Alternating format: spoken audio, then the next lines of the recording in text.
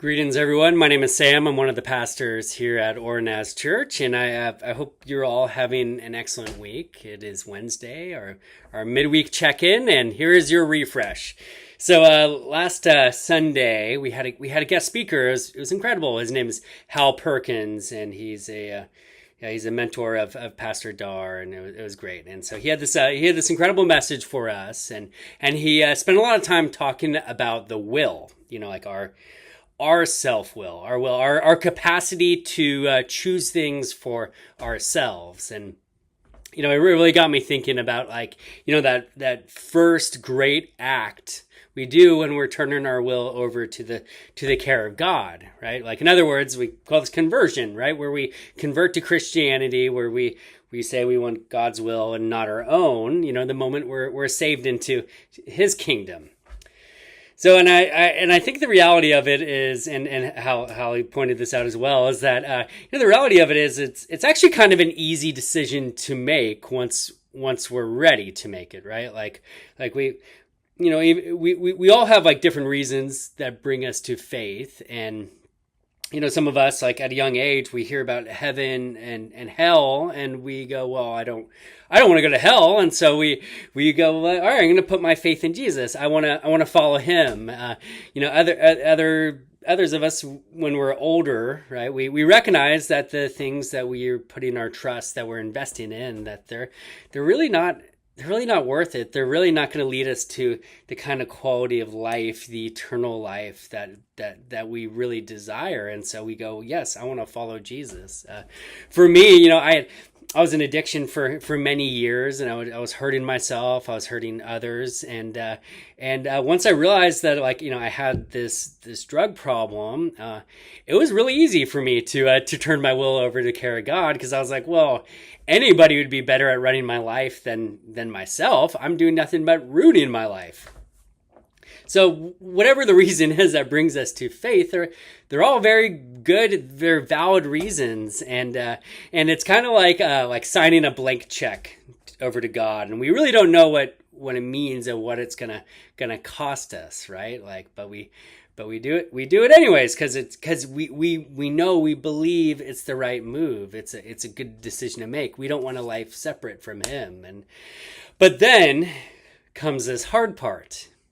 It's the day in, day out, the walk, right? The following Jesus, the actually putting our feet on the ground and doing it, right? To wake up in the morning and asking God to direct our steps, to experience a thought or feeling, and then immediately turn to God and say, hey, what do you say about all this, right? And, to do as Paul says in 2 Corinthians 10:5, he says, take every thought captive and make it obedient to Christ. How do you measure up to that standard? Like me, I got a sinus infection right now. I got tons of pressure in my head, and I'm just focused on survival, right?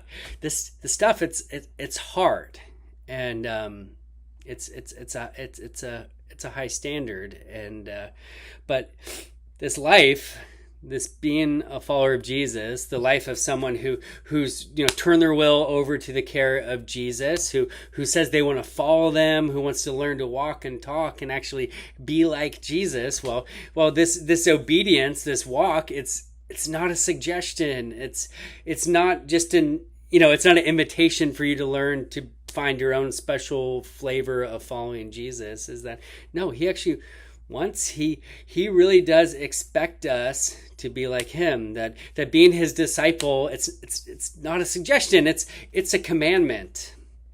That he believes we can be like him. He expects us to be like him.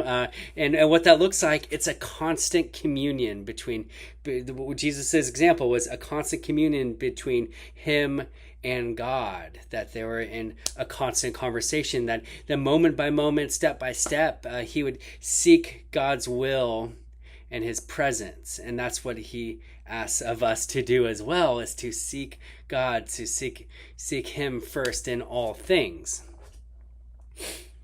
So this this upcoming week, this Friday and Saturday, we're hosting a discipleship summit. There's some amazing speakers, and so if you're more interested in learning how to be a disciple of Jesus and learning how to make disciples of Jesus, which is also a command, come join us. Come hear these awesome speakers.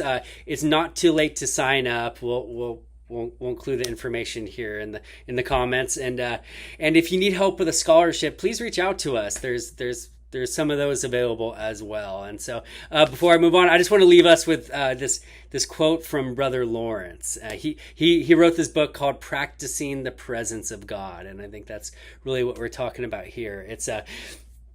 He says this. He says, "Do not be discouraged by the resistance you will encounter from your human nature. You must go against it until you've mortified it completely.